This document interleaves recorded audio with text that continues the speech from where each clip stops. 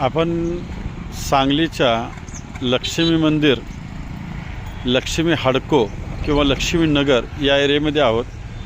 आपण या गटरीवरती आहोत. ही गटर फार मोठी, फार लांबीची आहे, मोठी आहे. हा नाला टाईप गटर आहे आणि हा रोड PWDने केला आहे. ही गटरसुद्धा PWDने केली आहे आणि या गटरीचं पाणी हजारो घरांचं पाणी येतं आणि या मोकळ्या या प्लॉटमध्ये सोडलेलं आहे. या लोकांना जाता येत नाही आहे, त्यांच्या घरातून बाहेर पडता येत नाही. हे असं मोठ्या प्रमाणात हे पाणी चाललेलं आहे. हे आपण बघतो. हे अत्यंत वाईट परिस्थिती आहे.